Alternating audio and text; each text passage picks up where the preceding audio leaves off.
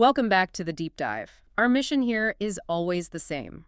We take a stack of compelling sources, articles, research, or in today's case, a really stunning collection of fiction, and we distill the most vital nuggets of insight for you. We cut through the noise so you can be instantly well-informed. Exactly.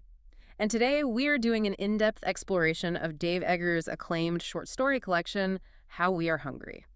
And this book, when it came out, it was a bit of a shockwave. It was immediately praised, and not just for its raw emotional honesty, but for its dazzling, sometimes bewildering formal innovation. It really was. It truly stands as a crucial text for understanding the anxieties and, the narrative complexity of the early 21st century. That's right. And our listeners shared this material because they know the style can be a bit daunting, but they want the core takeaway. They want the shortcut to understanding the big thematic threads running through these stories. Things like the desperate, often chaotic search for meaning, right? Right. And the agony of authentic human connection and how Eggers uses narrative, voice, and structure to make us confront the profound and the utterly trivial, often in the same breath. That juxtaposition is really the signature move here.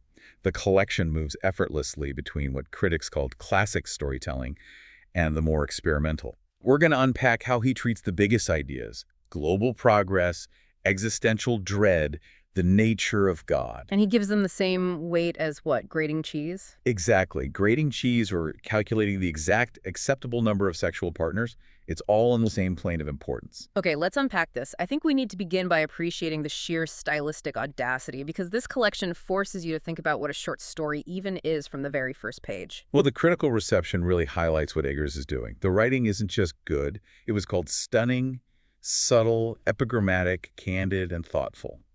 This is the Eggers milieu, a world where meaning is decentralized. Decentralized. I like that. So he finds it just as easily in the backyards of America as easily as amidst the surf of Costa Rica. Precisely.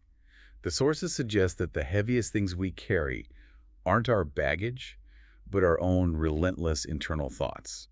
The structure of these stories really reflects that kind of mental claustrophobia. And you can see that immediately reflected in the story titles. Some are incredibly concise, like Another, which just hangs there, suggesting this emotional void. Yeah. But then he gives us these sprawling, almost exhausting titles that just defy typical literary convention. They feel like narrative statements in themselves. They are. They force the reader to absorb the trauma before the story even begins. Absolutely. Just consider that one title. What it means when a crowd in a faraway nation takes a soldier representing your own nation, shoots him, drags him from his vehicle, and then mutilates him in the dust. It's brutal. There's no poetry to it. None at all. It's an act of defiance against subtlety. He refuses to let the violence be summarized or, euphemized. He demands that you, the reader, confront every single detail of the act. It's almost a statement on information overload, isn't it? As if he's saying, you cannot escape this context, even if you try to scroll past the headline. Yes. The long titles signal that format itself is a contested space, a playground where the rules are fluid. So whether it's that brutally detailed title or something more evocative and literary like The Only Meaning of the Oil Wet Water, he forces you to engage with the text as both a story and an intellectual challenge. And that tension, that push and pull between the intellectual, the global, and the deeply, deeply domestic is perhaps best illustrated in the stunning satirical myth-making of Your Mother and I. Yes. This story is just a masterclass in dismantling generational legacy and global responsibility, but the whole thing is framed as this casual, almost embarrassed kitchen table conversation. It's so mundane on the surface. It is. I'm fascinated by the specific conceit here. You have a parent talking to their child, the name is Jonna or Sid, it sort of switches, while performing the most pedestrian household tasks. I think he's grating cheese. He is grating cheese. And while he's doing this, he's explaining that the reason the world is peaceful and functional is because they, the parents, fixed everything. They were personally responsible for these massive historical shifts. The list of achievements is where the story's satirical genius really shines. It's not just one or two things. They fundamentally reset global society. It starts big. They spearheaded the conversion of the entire world to sustainable energy.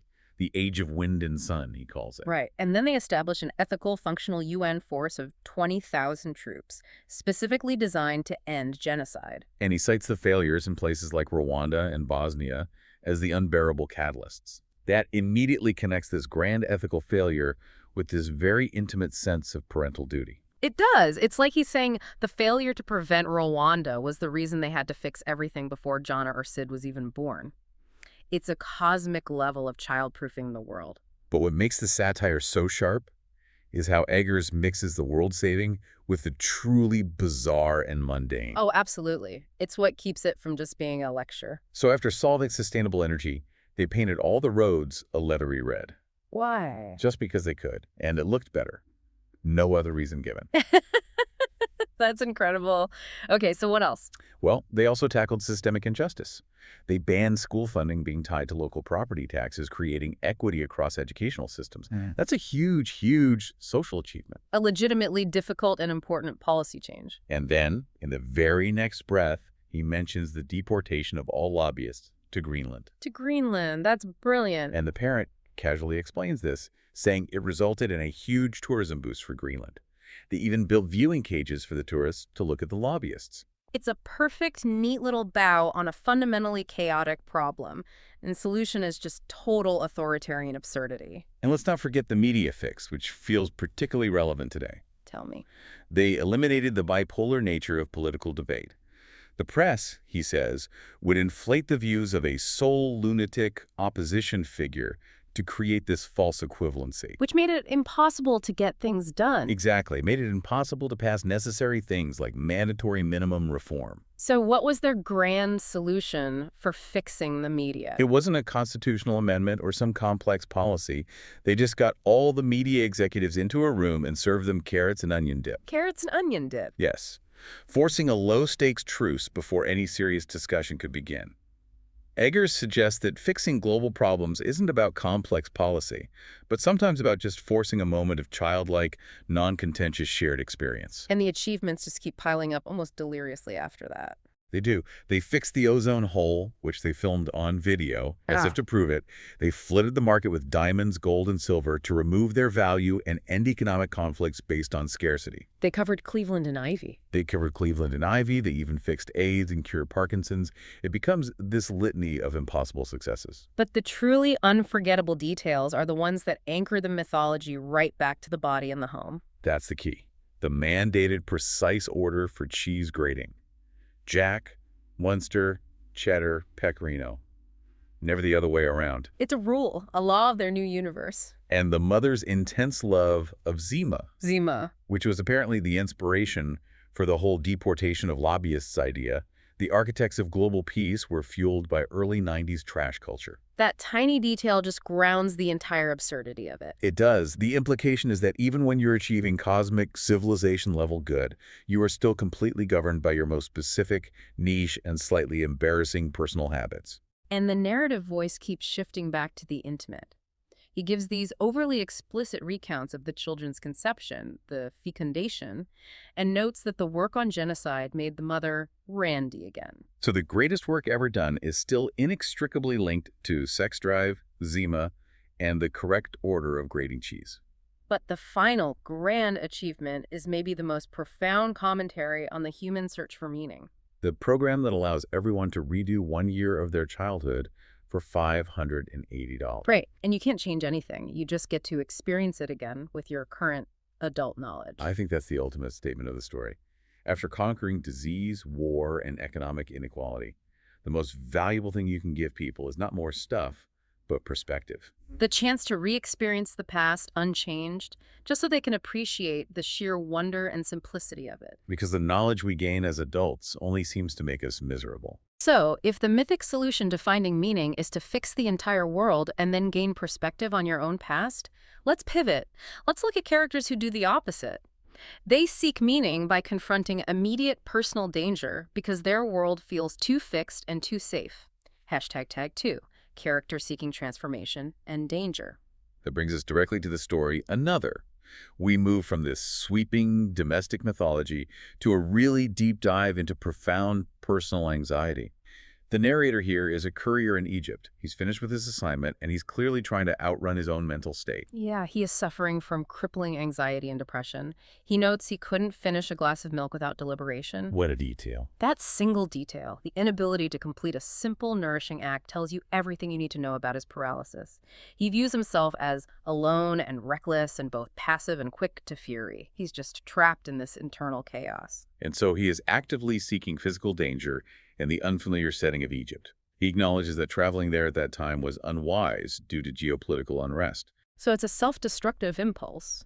It is. It's this belief that maybe external chaos might cure the internal chaos. And initially, the foreign setting actually works. The dry, suffocating Egyptian heat becomes invigorating for him. He feels lighter and stronger, made of platinum. Right. The unfamiliarity has the effect of burning off the dross of his former life, forcing him into a pure present moment where all he can do is react to the heat. This quest for something electric and hideous, as he puts it, leads him to the fateful horse ride with a local man named Heshem. And this whole interaction starts with him getting ripped off. He pays too much for a worthless camel ride, and then he latches onto Heshem, feeling compelled to follow him. He even wonders if this slight man with a cop mustache would try to kill me. The desire for an external force, even a violent one, to take control is just so palpable. It is, and the horse ride becomes the central metaphor of the story. The narrator had never galloped before, and when they take off into the Sahara, the experience is immediate, brutal, physical violence. He describes it as chaos. He says it's the most violence I'd experienced in years. He's being pounded, violently thrown around. But instead of quitting, he forces this hard, squinted smile at Heshem. Why? To prove something. To prove he is sturdy, unshrinking, he's performing toughness. And that's the critical moment of transition, isn't it? He's trying to perform sturdiness for Heshem, but the pain is forcing him to realize his internal resistance is what's actually causing the suffering. Exactly. He realizes he had been fighting the horse, treating the animal as this external enemy to be conquered, much like he treated his own anxiety. The aha moment is when he stops resisting. He starts moving with the animal, submitting to its power while still guiding it. And the pain just vanishes. Yeah. He achieves this communion with what he calls the stupid and divine horse. It's a profound moment of mental transcendence, and it's achieved through physical submission. In that submission, he no longer feels alone. He feels connected to history, a part of every army the world had ever burdened. Which suggests that to escape the misery of the contemporary isolated self, you have to align with something ancient, physical, and shared, even if that something is just a galloping horse. This physical transcendence carries them all the way to the Red Pyramid. But here, the external world kind of fails the metaphor. It really does. The exterior is magnificent. It hints at this grand historical purpose, but the passage inside is steep, claustrophobic, and the central chamber is just a bare, sandy cube. The exterior is so magnificent, the core so crude. That physical disappointment sparks a crucial existential dialogue between him and Heshem. The narrator recognizes the pointlessness of having gone inside. There's nothing there but emptiness. But he also enjoys seeing Heshem suffer a small amount of boredom. So even after achieving this moment of transcendence, the narrator still harbors this small, spiteful, competitive edge. It's part of his anxiety. It is. But then they connect on a deeper level when they start talking about the dead kings. The narrator asks why the kings would hide themselves in such crude, empty boxes if they truly believed in an afterlife. And Heshem's answer is just simple and devastating. But they didn't believe. Wow. It's a complete deflation of the monumental grandeur surrounding them. The grandest architectural expression of faith and preparation for eternity, the pyramid itself, was built by men who knew it was only a container for sand. The facade is magnificent, but the core is empty. It's a devastating conclusion that they share, that the external world is a lie, and the only truth is the mutual, planless pursuit of experience, the ride itself. Exactly. Heshem confirms he's not driven by money. What they are doing is something else. And so they fly off again, reckless and alive, embracing the beautiful chaos of truthlessness. Now contrast that desperate physical quest with the deep dive into self-inflicted psychological wounds in the story, Quiet. This one is about Tom and Aaron.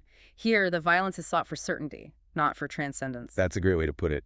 Tom is completely trapped in this relational holding pattern. He's the good friend, the one who is harmless, listening, waiting. And Aaron is physically and emotionally experimental. She's missing her left arm, which she's covered so seamlessly it appears as a viable variation, and she's working at this place called the American Institute for Statistical Studies, AOS. And that AS context is so key to understanding Tom's world. This firm specializes in extrapolating statistics, squirrels poisoned, cats declawed, to make any issue seem as menacing as possible. They use figures like 525,600 minutes per year to amplify the perceived crisis. They're creating a world of pervasive, manufactured fear and statistical ambiguity. And Tom's love for Erin is profoundly confused. She shares stories of her various aggressive men. Fingers, Senor Con Queso, Mr. Robinson. Great names. Aren't they? And she laments that all of them want to extract something from her. But she sees Tom as harmless, the one who doesn't demand anything. But Tom, who is drowning in ambiguity in this AS-fueled statistical anxiety, desperately seeks a concrete emotional truth, even if it's a destructive one. And that leads to this moment of devastating curiosity. He deliberately pushes her to confess the details of a three-way, knowing full well the participants are Michael and Derek, the vermin in Dockers, from his own office at ACE. This isn't just about jealousy, is it? It's a pursuit of painful, definitive knowledge. Exactly. He describes this act of prying as inviting a permanent, violent guest into my home, a guest who would defecate on my bed and shred my clothes. He knows the information will destroy his peace, but he seeks it out because the emotional truth, no matter how catastrophic, is better than the emotional uncertainty and statistical spin of his professional life. And this internal violence soon manifests externally and metaphorically. It does. They hit a sheep with the car, and Tom projects his guilt and self-loathing onto the animals. He imagines the two surviving sheep speaking to him. What do they say? How could you? Don't you have enough, you fucking monsters? This sheer weight of his own monstrous, destructive curiosity, amplified by the sight of the dead animal, makes the entire world feel hyper-judgmental. And the climax follows quickly after that, culminating in this cold, transactional, painful sex by a Scottish shed. It's an act of desperation. And when Tom plunges in, Erin cries out, "That hurt, Tom." He realizes then, without finishing, that he is finished. His emotional paralysis is over, but not in a good way. Not at all. And he notices 3 sheep just staring at them, motionless, which cements this sense of being judged by the natural, uncomplicated world. His final desperate thought is the need for certainty, for an escape from this emotional chaos. I've wanted to be in a war, or a box, somewhere where I would always know what to do. That need for a box speaks volumes.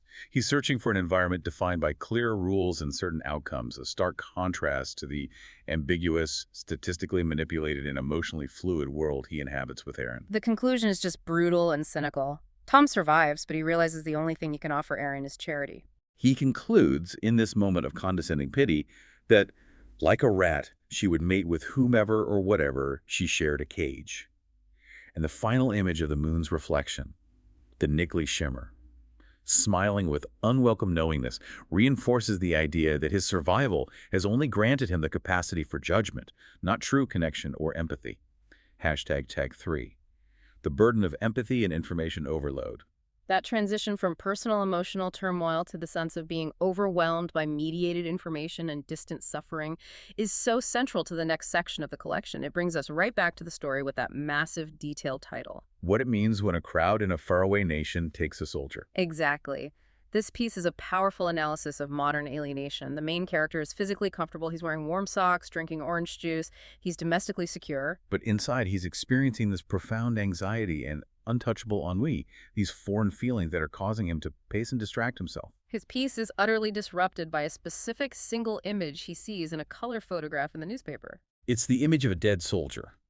The uniform is tan, the boots are almost white, and he describes the unbloody body in the dust under the truck.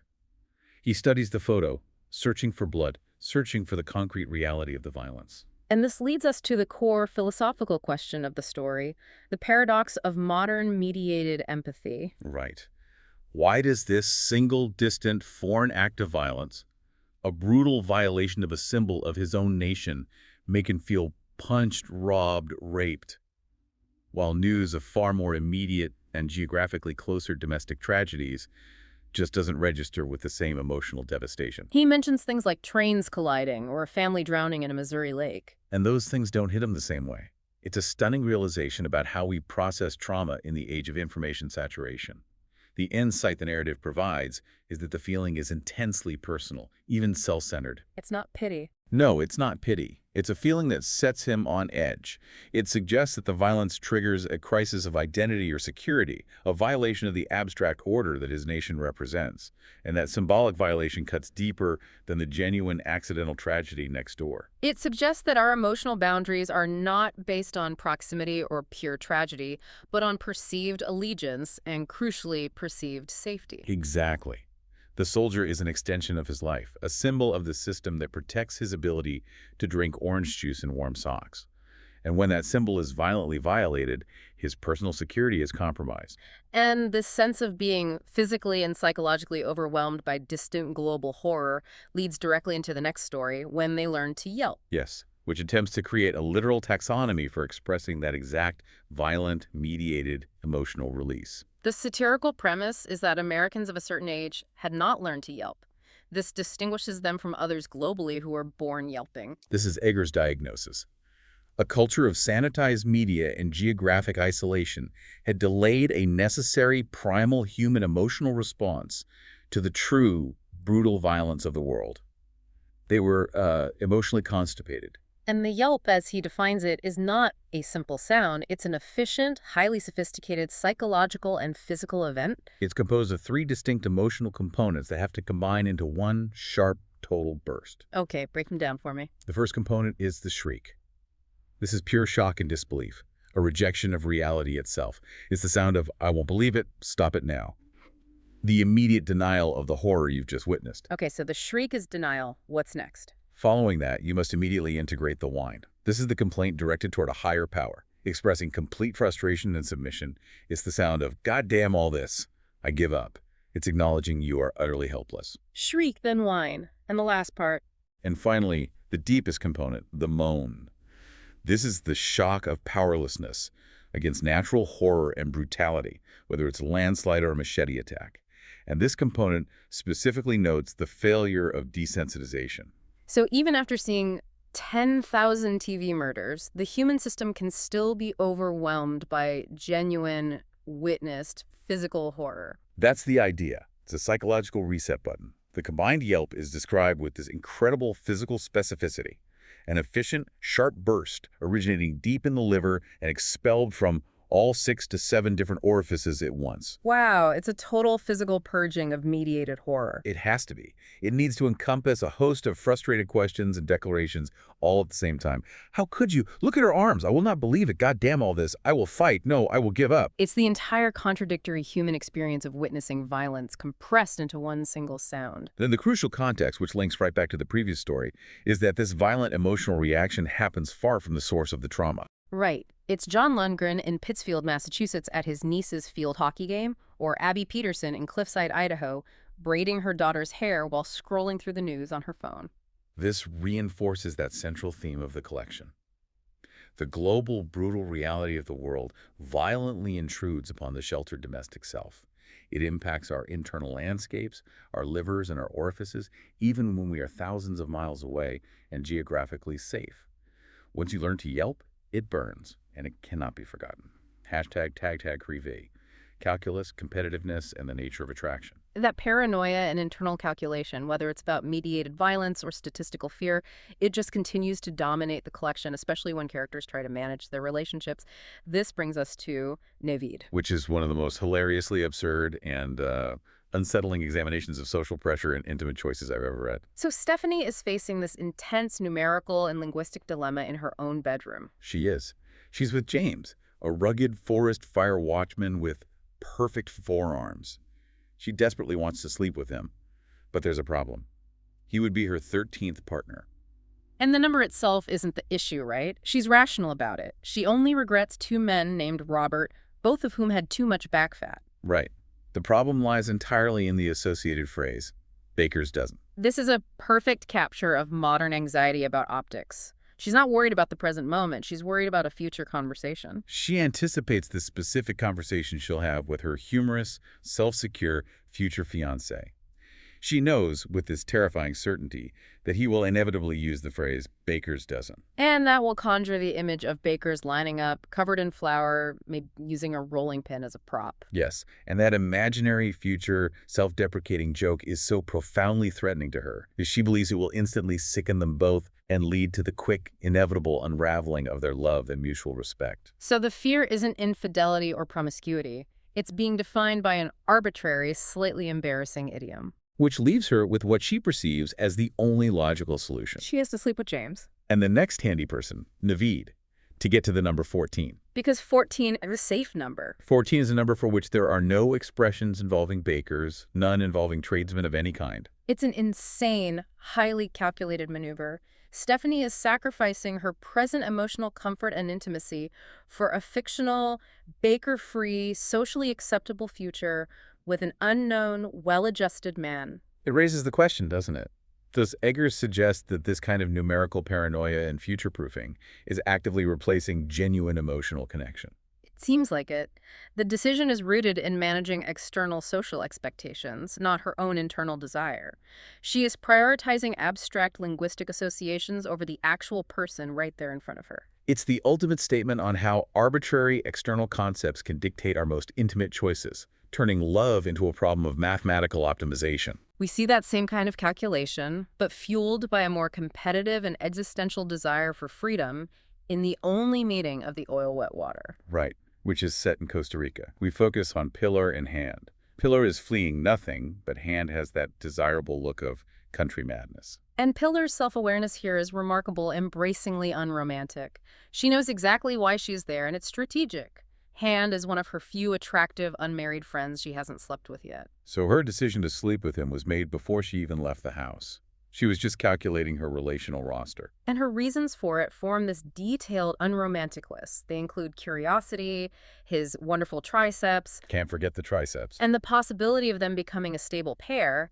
But then comes the twist that highlights the complexity of modern commitment. She also wants to be free to sleep with other men while living concurrently with him.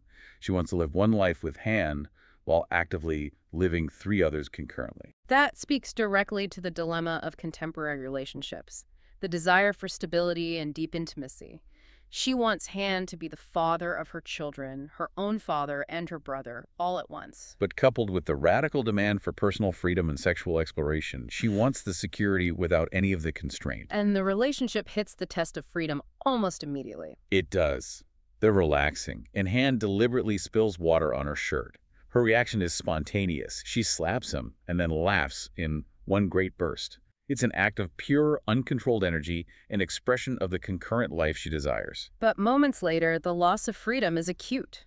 Hand scolds her for wearing clothes that invited the attention of a strange man on the island. And that unsolicited judgment just shatters the entire premise of concurrency.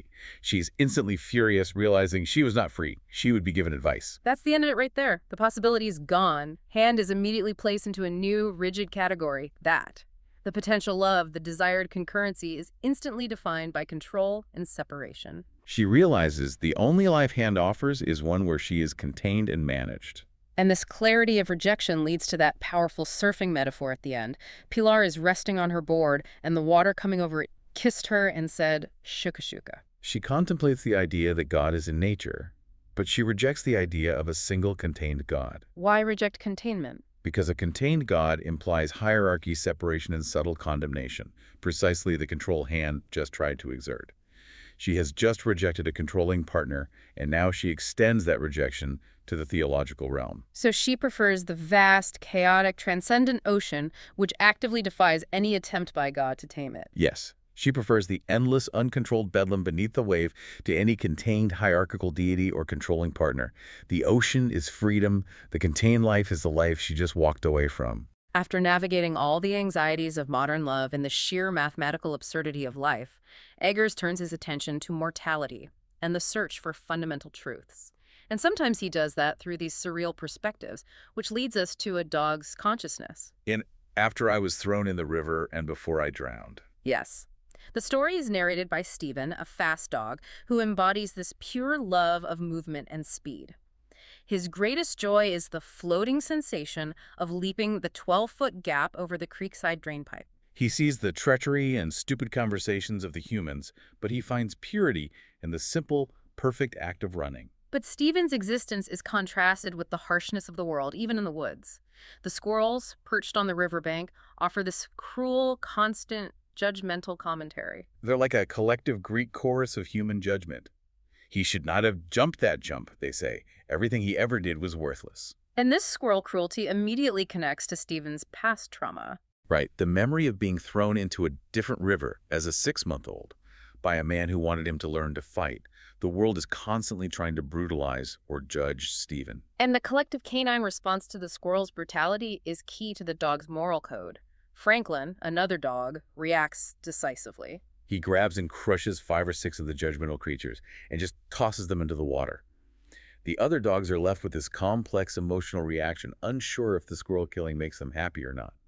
It illustrates the complexity of protecting yourself from constant low-grade judgment. Stephen, seeking that transcendent float one last time, attempts the jump even when the gap has widened dangerously due to rain. He hits his head and drowns. But the narrative continues. He spends 6 days dead, inside his body, which he calls a warm, loose bag, stuck in the thicket at the river bottom. That description of being dead but conscious within his own body is so visceral and unique. He can see out of his eyes, turning around, experiencing his body like a small home of skin and fur. It's an extended moment of transition, separated from the world but still observing it. And then comes the major surprise. The final revelation after he wakes up, alive in a wide field of buttercups. The truth. Simple and profound. God is the sun. That is a fundamental theological mic drop delivered through the consciousness of a fast dog. It is. And he notes that everyone in his life before, the judgmental squirrels, the anxious humans, was cranky because they just wanted to know this simple truth. So all the complexity, all the philosophical searching, all the anxiety about war and death and commitment, it's all a result of humans missing the most obvious giant burning entity right in front of them the entire time. The truth wasn't hidden. It was just too pervasive and obvious to be noticed. From canine enlightenment, we move to the final, profoundly human meditation on dignity and communal experience. Notes for a story of a man who will not die alone. This story centers on Basil, an eccentric OBGYN in his 70s with terminal bone cancer. And he has a very specific and highly logistical desire. He wants to die surrounded by thousands of people. But attendance must be strictly voluntary. As the outline notes, he doesn't want to foist his death upon anyone. He enlists his old flame, Helen, who's a renowned event organizer, and his much younger son, Derek, to handle the logistics. And this planning creates a powerful narrative tension, what the source calls the planning paradox. Right. Basil's activity running around, scouting locations, meeting with people, is taking days off his life. Which forces him to work harder as his final day moves up. He is literally organizing his death out of existence. The detailed planning really highlights the core values of the event communal voluntary presence. Helen and Derek reject the idea of closed-circuit TV. The point is feeling the collective heat and presence of many bodies. And they settle on the minor league ballpark in Memphis, where Helen arranges to have all the existing corporate advertisements covered in white cloth. That aesthetic detail is so crucial. Covering the advertisements makes the ballpark white like heaven, a purified, non-commercial space dedicated solely to this act of shared mortality. The commercial world is symbolically neutralized to allow for a moment of pure dignity. And the ceremony itself is designed for maximum dignity and affirmation. Basil walks in, he's not wheeled in. He walks in like an Olympic athlete to applause. He meets and thanks many of the hundreds of babies he delivered over his career, who are now grown up wishing him well. It's a literal review of the legacy he created. And the music selection is a perfect Eggers blend of high and low culture, reinforcing that theme of blending the profound and the mundane. The Memphis Symphony minus the woodwinds to keep it soft and less sharp. What do they play? A mix of Brahms, Mozart, Liszt, Ellington, the Commodores, and Sam Cooke. And it includes Basil's personal favorite, the sweeping theme from Raiders of the Lost Ark. It's a perfect, tailored, emotional experience. But Helen, watching him sit on the divan in bliss, starts to panic. She does. She wonders, what have we done? He is staring now at a group of men and women who have brought their babies. This is bliss. How can he pass from this? Her fear is incredibly insightful. She starts to see the point of dying alone in a cold, spare hospital room, a room that would not be missed, making the transition easier. She fears that by creating such profound, voluntary beauty and connection, They have anchored Basil too deeply to life, making the final severing impossible. But Helen's fears are unfounded. Basil dies content.